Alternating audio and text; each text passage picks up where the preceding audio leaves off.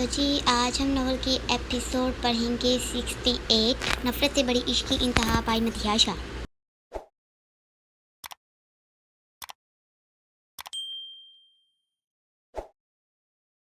जी आज हम नॉवल की एपिसोड पढ़ेंगे 68 नफ़रत से बड़ी इश्क की इंतहा बाय मतियाशा।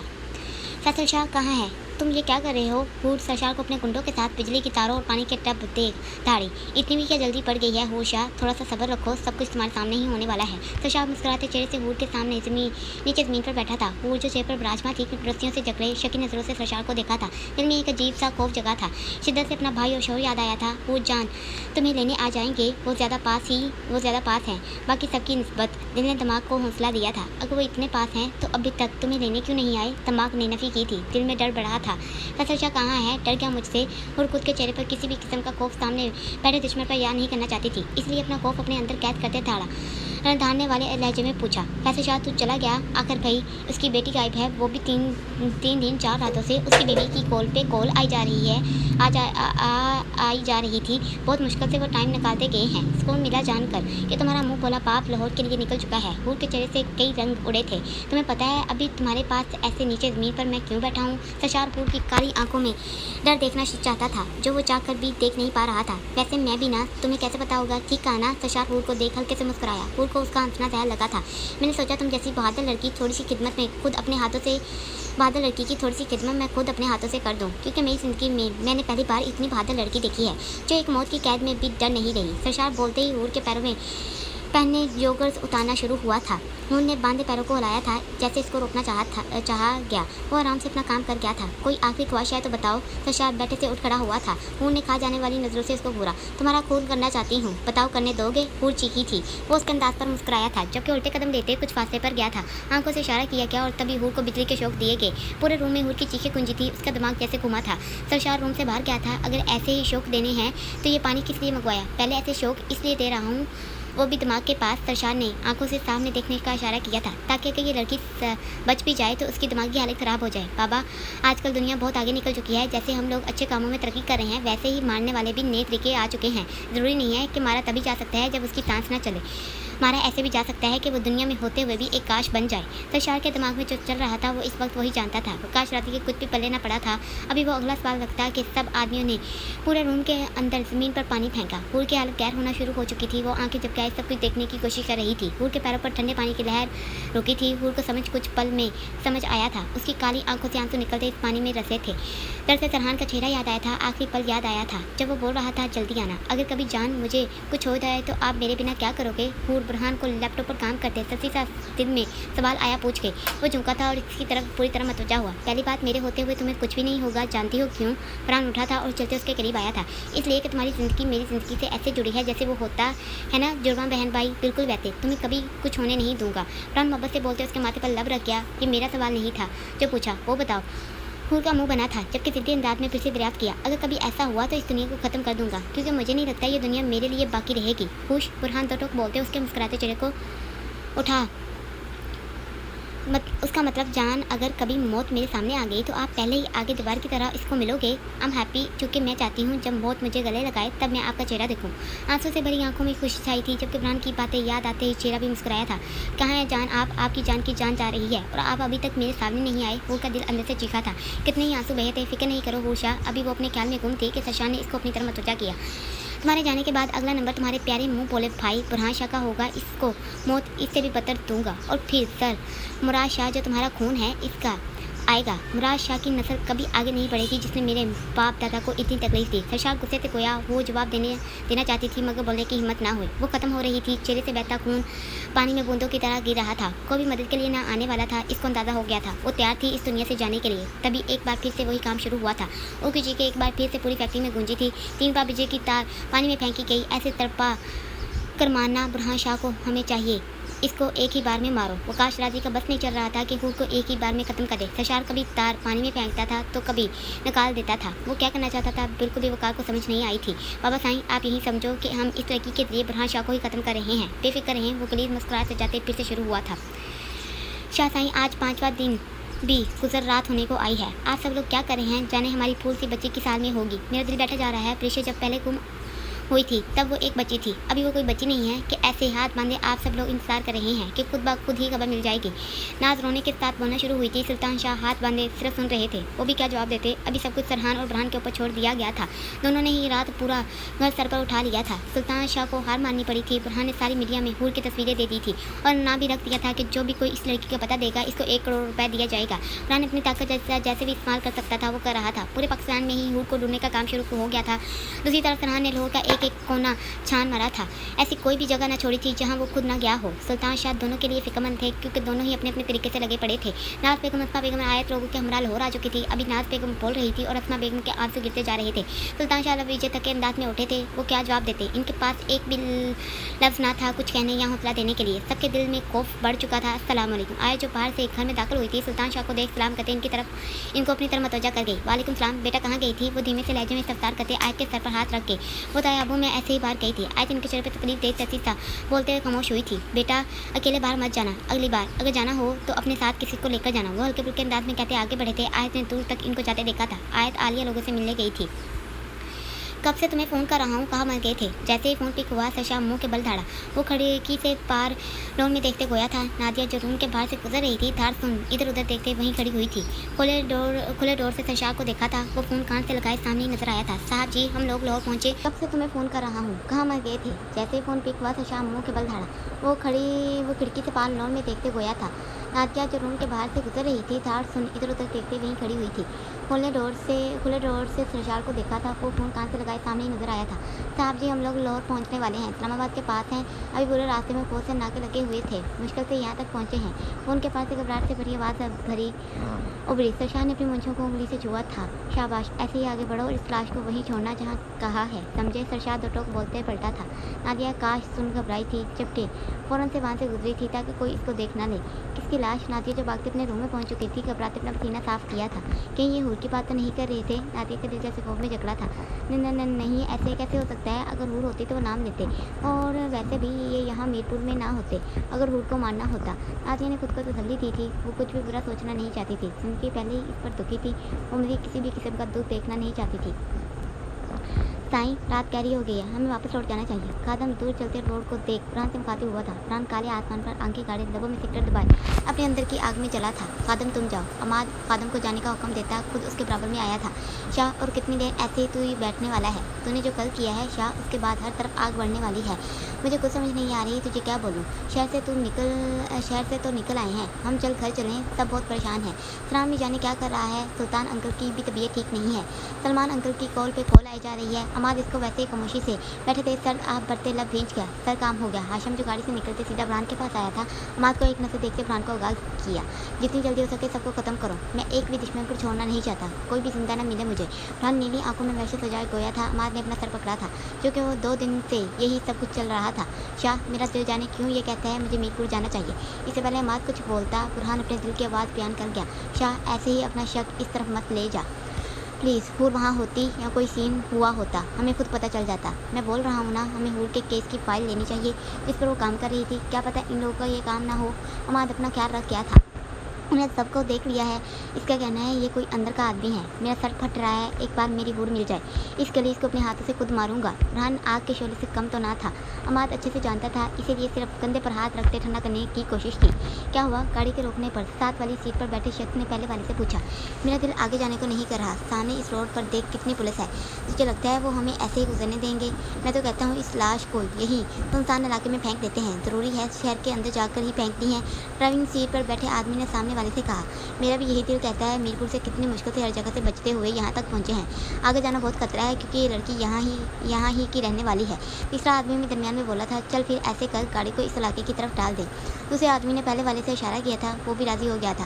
गाड़ी कच्ची सड़क पर पड़ी थी, यहाँ फेंक देते हैं। वो लोग काफ़ी आगे निकल आए थे। आसपास का जायजा लिया था नजरों से ही। हर तरफ सिर्फ अंधेरा ही अंधेरा था। अरे गाड़ी की लाइट बंद करो, दूसरे आदमी ने दबी आवाज़ में बोला। सबके एक साथ गाड़ी से निकले थे। अंधेरे में भी इनको खौफ छाया हुआ था। चल जल्दी कर जा अंदर। तीसरे वाले ने इधर उधर देखा था और पहले वाले को इशारा किया था। वो तेजी से रस्सी वाली सीढ़ी पर चढ़ा था और ट्रोल का मुंह खोला था। फ़ोन की टॉर्च ऑन की थी और सीधा पेट्रोल ट्रोल के अंदर वाली सीढ़ी पर चलते अंदर गया था। पेट्रोल के अंदर चलते वो एक तरफ बने खाने के पास रुका था और डोर खोला था। पेट्रोल के अंदर खुफिया ये खाना बनाया गया था। पहुंच गए। जैसे ही डोर खुला, अंदर बैठे आदमी ने पूछा था, हाँ जल्दी से ये बोरी मुझे पकड़ा। वो तेजी से कहते वापस चला था। वो आदमी फ़ौरन से उठा था और अपने काम पर लगा था। ऐसे ही फेंकना है या फिर? वो लोग बोरी नीचे ले आए थे जिसमें हूर थी। उसका मुंह खोलो और लड़कियों के इसमें से निकाल कर इस गंदे कीचड़ में फेंक दो। सुबह तक कोई इसको देखकर खुद ही पुलिस में फ़ोन कर देगा। पहले वाले आदमी ने गंदे पानी को देखते बोला था, मगर वो एक किस्म की सड़क ही तो है, भला कच्ची ही क्यों ना हो। दूसरे आदमी ने जैसे बताया था, वहाँ फेंकने गए तो किसी चीज़ के नीचे आ जाएगी। हमें क्या लेना देना है, जल्दी करो इससे पहले यहाँ कोई आ जाए। मर गई लड़की तो जिंदा लग रही है। जैसे ही उन्होंने हूर को बोरी से निकाला, आदमी हूर की आंखों को हरकत करते देख डरा था। ऐसे कैसे हो सकता है? सरकार ने पूरा काम तमाम किया था। पहला आदमी भी डरा था। क्या करें, फ़ोन कर सरकार को। दूसरा आदमी घबराते बोला था, अबे यार इतनी टाइम नहीं है, मैं तो कहता हूँ ऐसे ही फेंक दो इसको। अगर इसका मरना इतना ही ज़रूरी है तो चाकू मार दो, खुद मर जाएगी। इसकी जैसी हालत है ना, ये मर ही जाएगी, वैसे भी बचने वाली नहीं। तीसरा बोला था और दूसरे वाले ने फ़ौरन से पहले वाले के साथ मिलकर हूर को इस तरफ फेंका था। ये कुत्ते क्यों भौंक रहे हैं? हाशिम लोगों ने दूसरी तरफ जाती कच्ची सड़क पर देखा था। दरख्तों की वजह से कुछ नज़र नहीं आया था। ऊपर से अंधेरा हद से ज़्यादा था। किसी इंसान को देखा होगा, और क्या हो सकता है? काशिफ सामने गाड़ी पर बुरहान को देखते धीरे से गया। इतनी रात को कोई इंसान वहाँ क्या कर रहा होगा? वो भी किसी लाइट के बिना। हाशिम को हैरानगी हुई। वैसे बात तो ठीक कही। काशिफ भी चौंका था। देखे क्या? हाशिम ने साथ इतराज़ किया। रहने दें, हमारा क्या लेना देना। काशिफ ने मना किया था। हट पीछे। वो लोग कुत्तों को मारते बोले थे। चल भाई अब आ भी जा। सब गाड़ी में सवार हुए थे। बस आ गया। तीसरे वाला शख्स पत्थर कच्ची सड़क पर रखते एक किस्म का रास्ता ब्लॉक कर गया था। वो सब बैठते गाड़ी को लेते वहाँ से निकले थे। काशिफ वो देख। हाशिम ने दूसरी कच्ची सड़क पर गाड़ी की लाइट देख उसका मुतवज्जा किया था। वो गाड़ी इनके सामने चलती वहाँ से पक्की सड़क पर पड़ी थी। क्या हुआ? काशिफ ने शाने चुकाए पूछ गया। कश्मीर की पेट्रोल ट्रोल की गाड़ी यहाँ लाहौर के आसपास क्या कर रही है? और ऊपर से ये गाड़ी वहाँ से क्यों आई? हाशिम उलझा था। वो खुद से बड़बड़ाया था। जब कुत्ते भौंके थे तब भी अंधेरा ही था। मैं तो कहता हूँ चल देख कर आते हैं। जाने मुझे क्यों लग रहा है कुछ तो है जो वो लोग यहाँ करके चले गए। भाई तू ऐसे ही ज़्यादा सोच रहा है। अब तू हमें ही देख ले। हम लोग यहाँ इतनी सुनसान जगह पर क्या कर रहे हैं? हमारी गाड़ियों की लाइट्स देख ले तू, बंद ही तो हैं। हम यहाँ क्या कुछ कर रहे हैं? और कहाँ लिखा है कश्मीर के पेट्रोल ट्रोल की गाड़ी यहाँ नहीं आ सकती? हाशिम साहब पूछते साथ ही अपना सवाल रख गया। चलो। हाशिम बुरहान अपनी गाड़ी में बैठा था। अमाद भी फ़ौरन से बैठा था। सब गाड़ियाँ स्टार्ट हुई थी। ये गाड़ियाँ उस कच्ची सड़क पर क्यों पड़ गई हैं? हमें तो शायद की तरफ जाना है। हाशिम ने अपना सवाल खुद से गोया था। क्या हुआ? सब गाड़ियाँ एकदम झटके से रुकी थी। अमाद ने पूछा था, सॉरी सर, वो आगे रास्ता किसी ने ब्लॉक किया हुआ है। हाशिम गाड़ी से निकला था। साथ ही खादम भी उतरा था। ये रास्ता कितना गंदा है। दोनों गंदा पानी देख बोले थे, जबकि कार ने रास्ते में पड़े पत्थर उठाना शुरू किए थे। इतनी देर क्यों लग रही है? काशिफ भी गाड़ी से नीचे आया था। चलो। हाशिम काशिफ की तरफ आया था। चलने का बोला। वो क्या पड़ा है? इससे पहले हाशिम गाड़ी की तरफ जाता काशिफ ने गंदे पानी में देखते पूछा। मुझे क्या पता? हाशिम भी चौंका था। वहाँ देखो क्या है वो? हाशिम एक गार्ड को इशारा करते बोला था। वो तेजी से अपनी गन हाथ में पकड़े गया था। सर किसी की लाश है। गार्ड वहीं से ऊंची आवाज़ में चीखा था। हाशिम काशिफ सब आगे थे। बुरहान जो गाड़ी में ही मौजूद था, गार्ड की आवाज़ सुन अमाद के हमरा गाड़ी से निकला था, जबकि तेजी से इस तरफ बढ़े थे। फ़ोन की टॉर्च ऑन की थी। कोई लड़की है। काशिफ बालों को देख बड़बड़ाया था। उसका चेहरा ऊपर कर हाशिम बोला था। तभी बुरहान लोग भी करीब आए थे। कौन है? तो लोग पूछा था। जैसे ही काशिफ ने पलटा, शौक होते बुरहान की तरफ देखा था। हुहूर अल्फाज सब खत्म हुए थे। वो झुका था। बुरहान की जान जैसे खत्म होने को आई थी। होश गायब हो रहे थे। अमाद भी लड़ता था। सबके चेहरे घबराए थे। इस वक्त कौन आया होगा? आज तहज्जुद की नमाज से फारिग हुई थी। जान नमाज रखते रूम से निकली थी। बालकनी से देखा था। शाह आयत फरहान को गाड़ी से निकलते देख लबों में बड़बड़ाई, जबकि बिना देर किए रूम से निकली थी। शाह कहाँ थे तुम? कल की आई हुई हूँ मैं यहाँ। आयत इसको सिगरेट पीते देख हैरान हुई थी। आयत इसको गाड़ी पर लेटे देख 2 कदम लेते और करीब हुई। शाह आपके पुकारते मुकाबले के कंधे पर हाथ रखा। वो सुर्ख आंखें आयत की तरफ मोड़ गया। आज उसकी आंखों में देख पल में डरी थी। दर्द तकलीफ चीख कर बता रहा था कि वो कितना मुश्किल में है। शहजादी मेरा सब कुछ एक बार फिर बिखर सा गया है। वो लेटे से उठा था और बैठा। आयत खामोश हुई थी, जैसे इसको अल्फाज न मिल रहे थे कुछ बोलने के लिए। शाह मैं ख़त्म हो रहा हूँ। आयत फरहान की आंखों से आंसू निकले थे। वो किस इंतहा पर पहुंच गया था वो ही जानता था। शाह देखना हूर मिल जाएगी। मुझे मेरे अल्लाह पर यकीन है। तुम दुआ करो ना अल्लाह से, इससे मांगो, देखना वो कितनी जल्दी तुझे नवाजेगा। आयत फरहान को ऐसे रोते देख खुद भी आंखों में आंसू भर लाई थी। आयत तभी फ़ोन बजा था और एकदम से उठा था और गाड़ी के अंदर बैठा था। आयत उसको फ़ोन कान से लगाए देख उलझी थी। कहाँ जा रहे हो शाह? फरहान तेज़ी से गया था। आयत को कुछ समझ नहीं आया था। वो बस दुआ ही कर सकती थी इस पल। कहाँ है मेरी परी? कहाँ है वो? सरहान गाड़ी से निकला था। सामने खड़े अदयान नुमान को पकड़ा था। शाह अभी वो लोग पहुँचे नहीं। फरहान लेकर आ रहा है, रास्ते में ही है वो लोग। मेरी बात हुई इन लोगों से, बस दुआ करो वो ठीक हो। यहाँ क्यों वो ला रहा है? सरहान अस्पताल को देख उलझा था। दिल में अजीब सी अजीब ही डर उठा था। हमें नहीं पता, अमाद की कॉल आई थी और बताते ही इसने कहा अस्पताल में सब कुछ तैयार रखे। अदनान धीरे से बोला था। फरहान की आंखों से मुसलसल आंसू गिरते ही जा रहे थे। दिल में खुशी भी उठ रही थी कि वो मिल गई। परी तूफान की तरह गाड़ियों की कतार अस्पताल की तरफ बढ़ते रुकी थी। फरहान भागा था, गार्ड भागते रास्ते में आई हुए थे। और देखो हम पहुंच गए, तुम्हें कुछ नहीं होगा। फरहान जो मुसलसल उसका चेहरा तपकाते उसको बोल रहा था, इसको वैसे ही अपनी गोद में बढ़ते गाड़ी से निकला था। वो जिसकी आंखें उसका साथ छोड़ रही थी फरहान को देख हल्के से मुस्कुराई थी। डॉक्टर फरहान चीखा था, जबकि हूर को लेते फरहान अस्पताल के अंदर दाखिल हो चुका था। फरहान लोग भी पीछे ही अंदर दाखिल हुए थे। फरहान ने हूर को बेड पर लेटाया था।